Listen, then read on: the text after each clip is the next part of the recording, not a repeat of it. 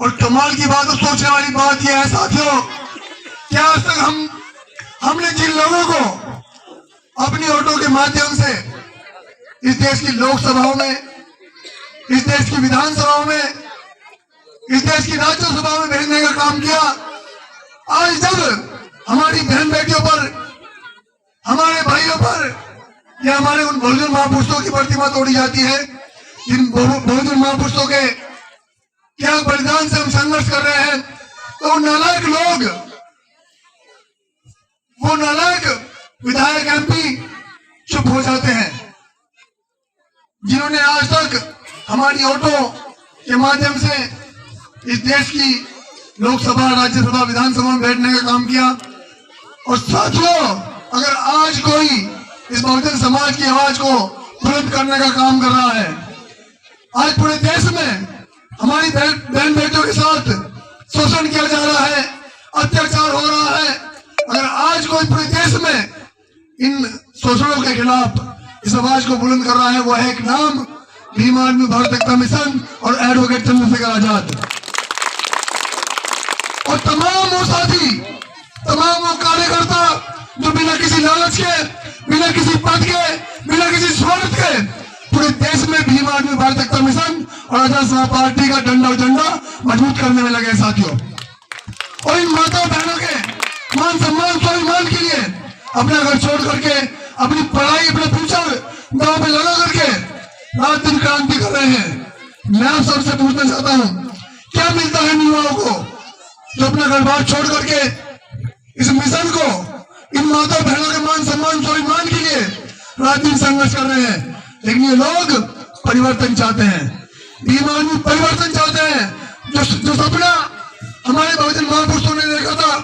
उस सपने को साकार करना चाहते हैं। लेकिन उस सपने को साकार करने के लिए हमें अपने बुजुर्गों का आशीर्वाद, अपनी माता बहनों का आशीर्वाद और तमाम जो मेरे नौजवान साथी हैं, उनको एक मुट्ठी में आने की आवश्यकता है। आज पूरे देश में ये मनोवादी व्यवस्था अगर किसी के नाम से डरती है, अगर किसी के नाम से कांपती है, तो है भीम आर्मी का डंडा और झंडा और सबकी ताकत। ये करवा सकते साथियों,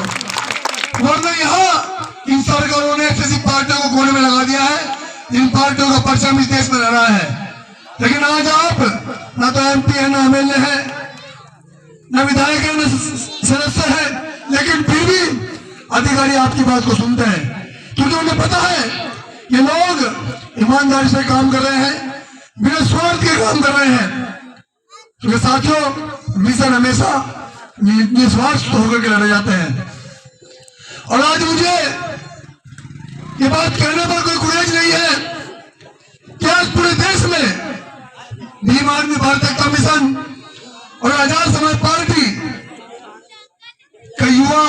और बहुजन समाज की बहनें अपना घर छोड़ करके इस मान्यवर साहब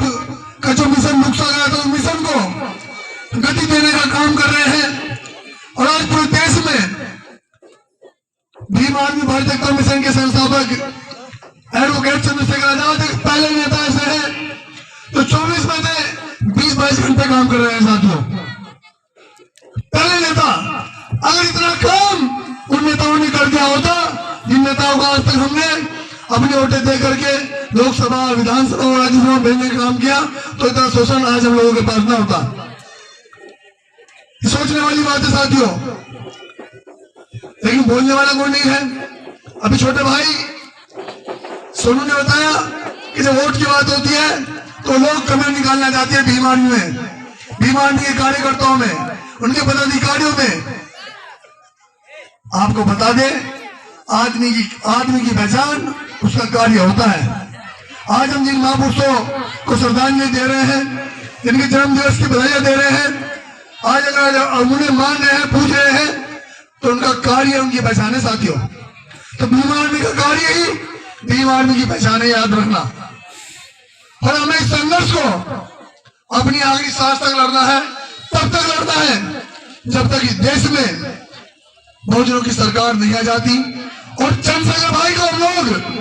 इस देश की गद्दी पर नहीं बैठा जाते साथियों। हमें चैन से नहीं बैठना है, हमें अपनी लड़ाई को बड़ी मजबूती से, बड़ी ताकत से और अपने सभी साथियों को साथ लेकर के, पूरे संपूर्ण बहुजन समाज को साथ लेकर के, एसटी, ओबीसी, माइनॉरिटी,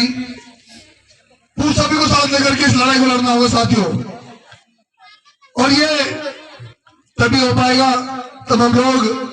अपनी ईगो एक साइड रख करके, अपना स्वार्थ एक साइड रख करके उन महापुरुषों की विचारधारा को फॉलो करें, उन महापुरुषों की विचारधारा पर चल करके जिन्होंने हमारे लिए अपने आप तक को कुर्बान कर दिया, उनके सपने को साकार करें। आज पूरे देश में हम लोग संघर्ष तो कर रहे हैं साथियों, सड़कों पर आंदोलन करते हैं, रोड जाम कर देते हैं अपनी बात बनवाने के लिए, अपनी बहनों के मान सम्मान स्वाभिमान के लिए रोज संघर्ष कर रहे हैं साथियों। लेकिन संघर्ष